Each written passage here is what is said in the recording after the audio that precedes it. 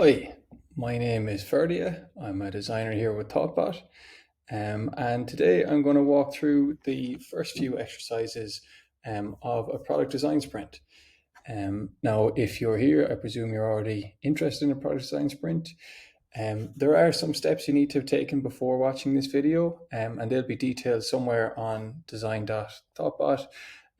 We have a lot of resources about what you need to do, such as kind of a pre-sprint checklist. So you need to make sure that, I suppose, you've invited everyone to the sprint, that you've got experts lined up for day one, and that people know how to use Miro and have signed up, and a couple of other things like that. But they'll all be here in resources somewhere around the website. And if you have any questions about where to find any of those, and before starting your sprint, please feel free to reach out to us. We'd be more than happy to point you in the right direction. But what we're looking at today is basically the first day of your sprint. And so the idea with these videos is that I'll essentially be a kind of a ghost facilitator. I will facilitate this sprint for you. I will kind of be explaining the exercises that we're going to do, so that everyone there can work as a team when the videos are finished, and you can complete those exercises and then move on to the next video with the next exercise. To help explain the videos, just to make them a little bit more accessible for people, we're going to be kind of running a pretend project on the side, just so that you can see what the output of those exercises is expected to be. And yeah, I guess the first thing to note is that the first day of a sprint, you will have this schedule as well and access to this schedule.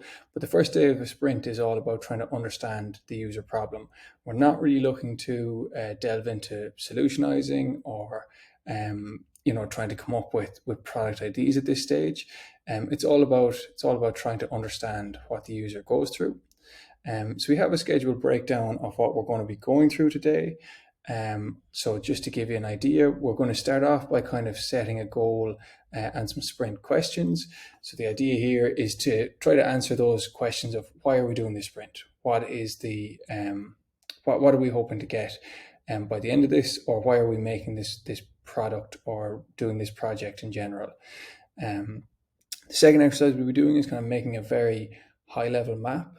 So we'll just be looking at essentially what is the kind of loose flow, I suppose, of what we think the project or product is going to look like. We're not really focusing too much on that. It's just to have something down on paper that we can kind of layer over later on. The next exercise we'll be doing is our how might we questions. So this will kind of be running on as we're speaking to our experts. So as I mentioned, you need to have some experts lined up before today. Experts, just to give you a brief synopsis, can be anyone kind of even semi-related to your project. They could be potential customers, they could be potential buyers, they could be people that you need approval from, they could be users, free users. So they could be, you want to talk to a range of people depending on how many kind of users or customers you see your product having, or how many touch points it's going to have. You want to try to talk to a couple of people in each of those groups. And so we'll be asking our experts questions. We typically do about 5 of those ask the experts.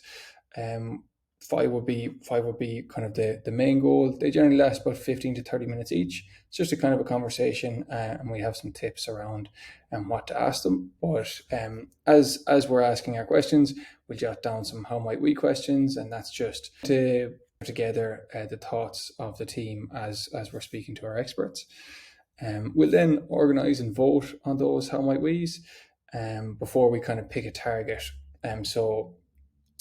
We basically identify the most important things to address, kind of overlay them onto the map that we drew earlier, so that kind of basic flow, so that we know where the riskiest areas in our product are going to be, and they're the ones we're going to focus on for the rest of the sprint.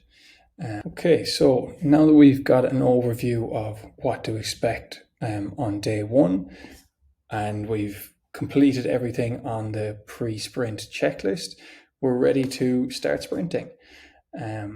So just what we would typically do at the start is we would make sure everyone's logged into Miro. So you'll have kind of a blank template board like this, and this is what you'll be using to run your sprint on. and we'll be starting over here on this map page, and we're going to be starting with our long-term goals and sprint questions, as we saw in the sprint schedule. But before we do that, just in case people on the team are not familiar with each other, we normally do a quick round of introductions and maybe a couple of icebreakers, just so everyone's a bit more comfortable. So I can start. My name is Ferdia. I'm a product designer with thoughtbot. I'm based in Dublin, and I'm really looking forward to this sprint. So if you want to pause the video there and do a quick round of introductions yourselves, feel free to do so. Great. Once everyone has had the chance to get to know each other, we just need to assign a couple of roles. So typically with a sprint, you're going to have a facilitator. In this case, that's kind of going to be me. I'm going to be the ghost facilitator for the sprint.